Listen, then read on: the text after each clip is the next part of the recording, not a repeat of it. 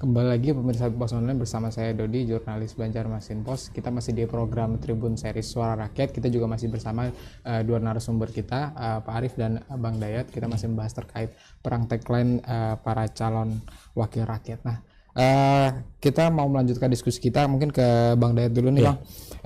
Tadi sudah disampaikan tagline-nya itu wayahnya Nang Anom. Nah, apa memang ini secara deskripsi memang Bang Dayat ini salah satu calon anggota DPD yang termuda ini di Kalsel, Bang?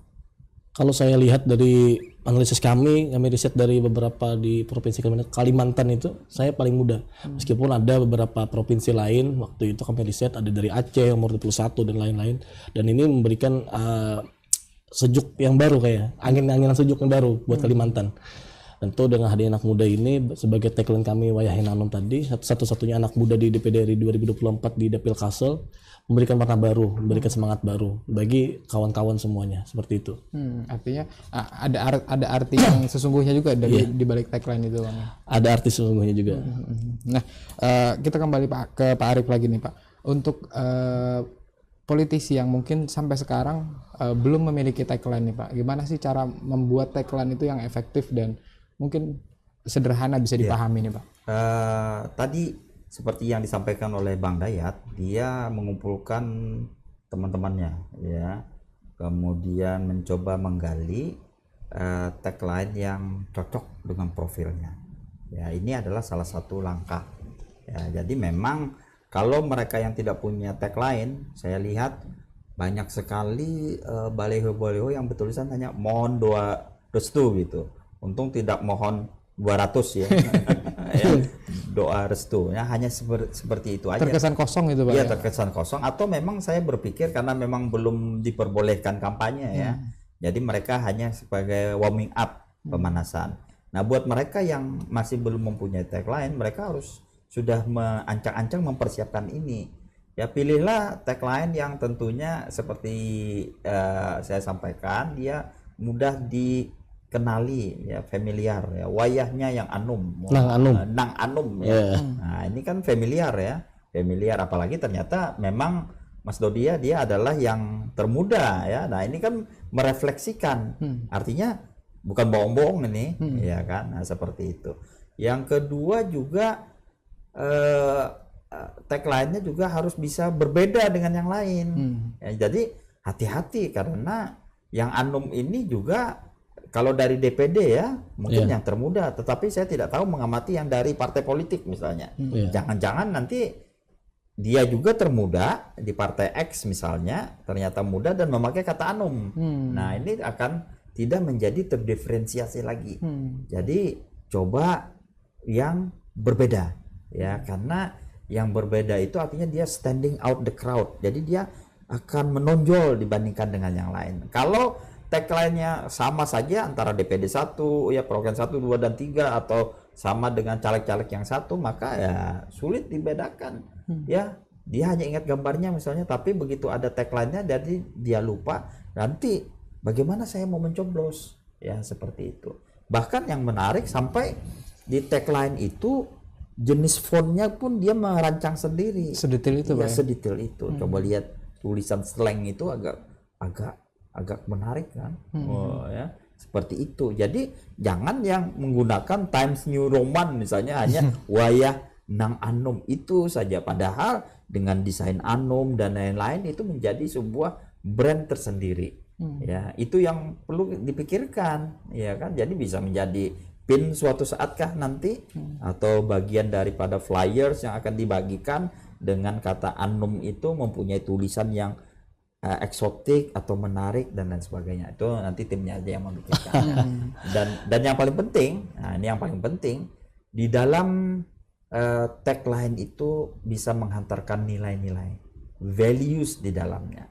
Ya, jadi makanya saya bilang tadi, kata Anom tadi bisa menjadi bumerang.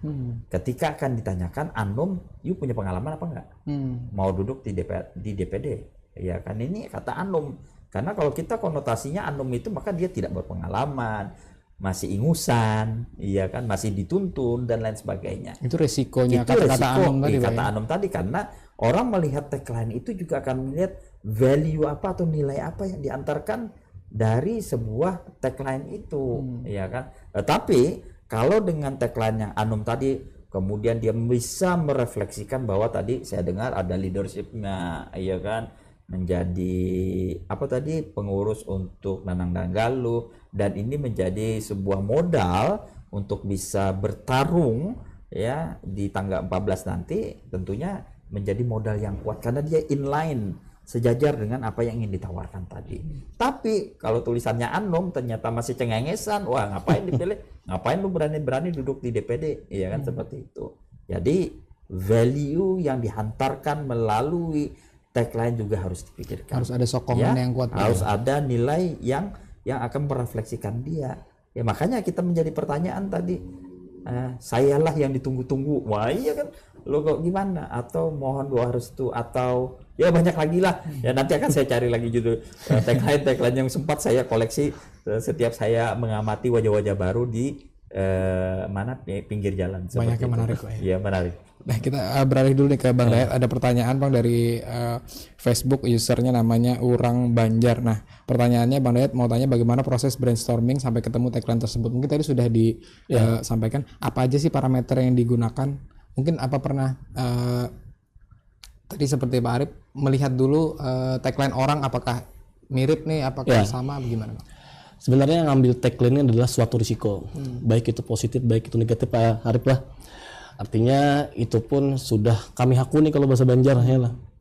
Baik itu positif ataupun negatif.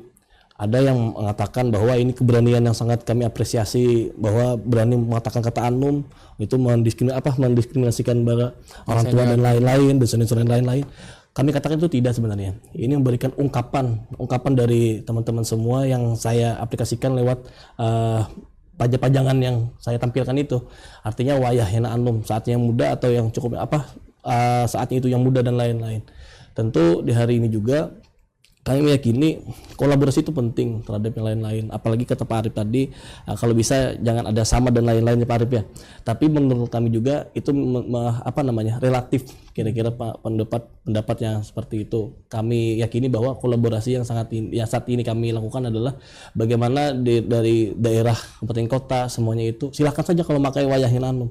Artinya kita sama-sama menggerakkan bagaimana efek anak muda di tahun ini. Kita melihat dalam Pilpres tahun ini ada salah satu calon ya, kalau sedikit kita berikan pandangan, itu adalah efek bagi kami alhamdulillah sebagai saatnya muda. Apalagi kita lihat ada angkot kuning semua tuh saatnya muda dan lain-lain, itu adalah efek bagi kami. Meskipun beda kata, beda diksi, beda arti bagi mereka itu.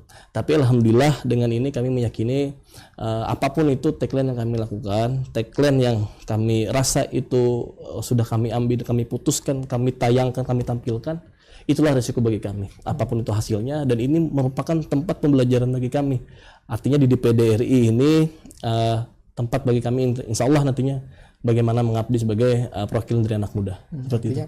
Ini mengambil momentum semangat muda ini Bang ya di jelang pemilu ini ya. Nah ini ada pertanyaan juga dari Facebook, username-nya David Cool. Untuk Pak Arif nih Pak, pertanyaannya Pak. Apakah mungkin sebuah tagline itu bisa bernuansa black campaign Pak? Kalau bisa bagaimana ciri-cirinya? Wah, saya pikir itu akan merugikan. Ya, black campaign kepada siapa? Iya kan, karena black campaign itu ada tujuannya. Iya kan, black campaign ditujukan kepada seseorang, ya kan, itu black campaign. Tetapi tagline ini tentunya adalah untuk menjual si person yang akan berkampanye, ya kan.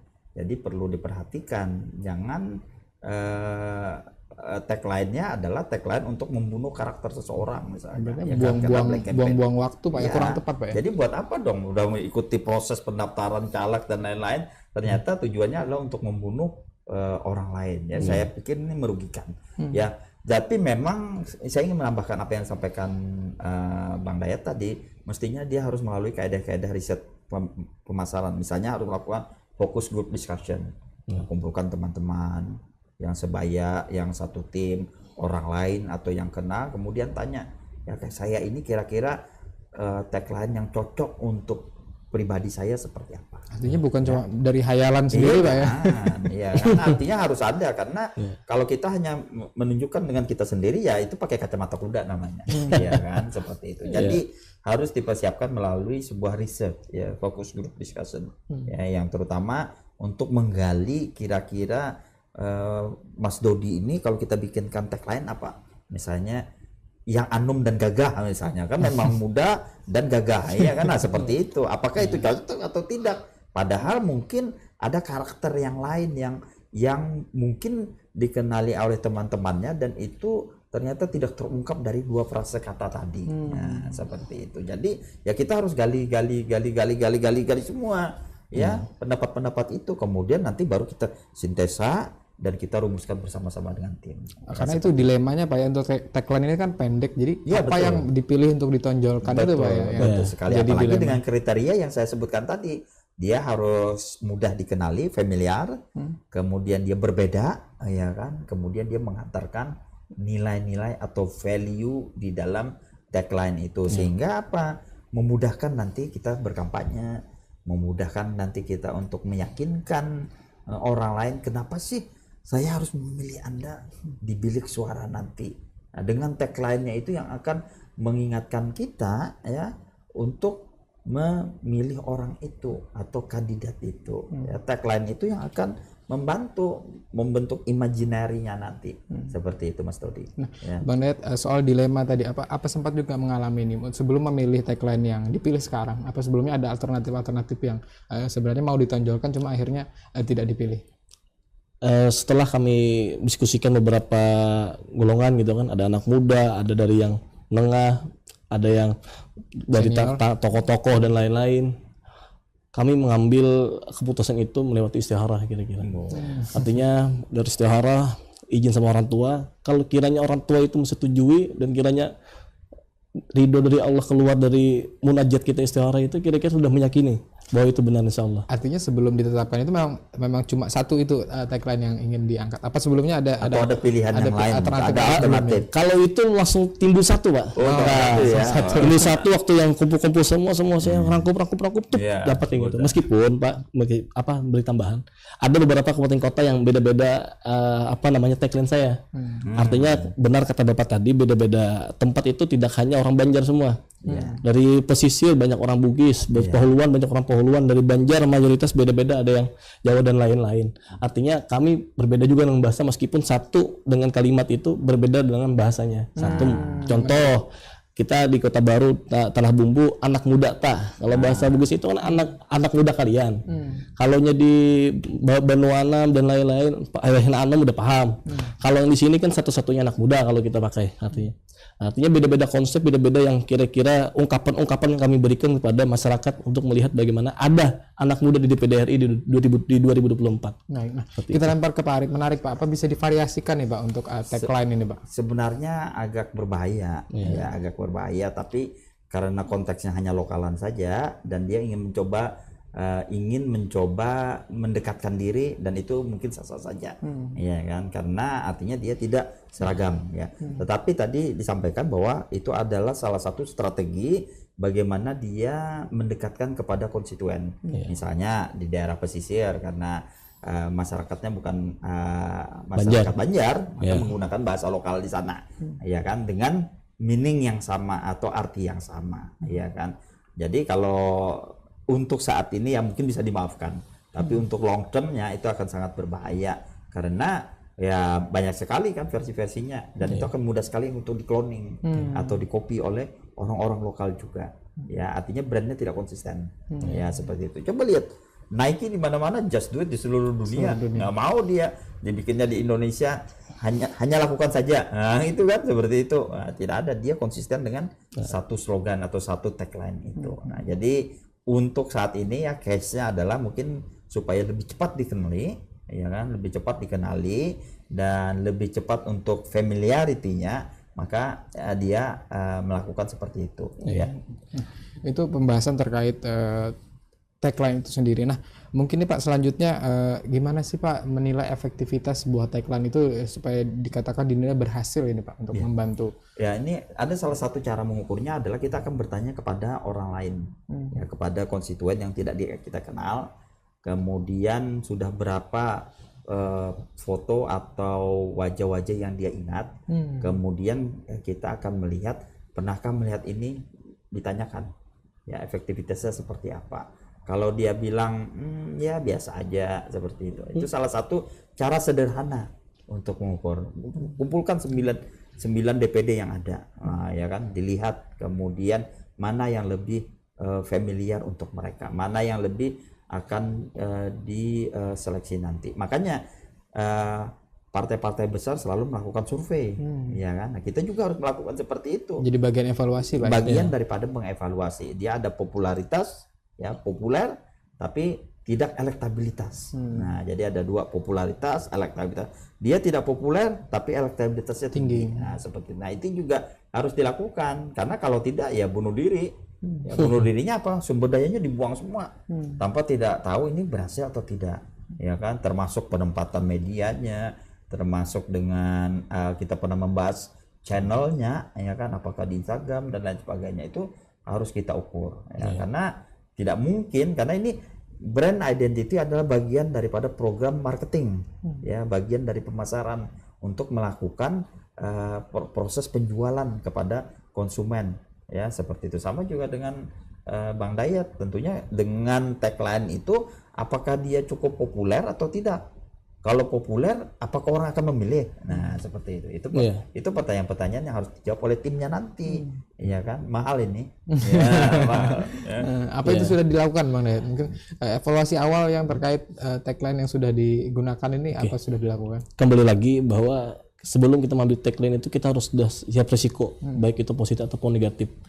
Bahwa yang kami bawa ini adalah suatu keberanian dulu. Pertama dari anak kampung, kami anak yatim dari kecil, mahasiswa dari bidik misi. Artinya di hari ini kami sudah terbiasa mendengarkan ketertawaan, hinaan, ataupun ketidakpercayaan dan lain-lain. Artinya hal-hal seperti inilah yang membuat kami menguatkan mental kami untuk maju. Dalam hal lain, Wayah Henanganum ini mungkin menjadikan doa kiranya bagi kami. Untuk di periode pertama ini mudah-mudahan jadi itu satu-satunya anak muda. Kita tidak pernah lagi merasakan keterwakilan dari anak muda dari DPD RI Kalimantan Selatan. Apalagi alhamdulillah hari ini kami lulus verifikasi secara faktual nomor 3 terbanyak waktu itu. Ini merupakan angin segar bagi kami. Tentu tidak bisa semata-mata untuk calon ini hanya gaya-gayaan, Pak.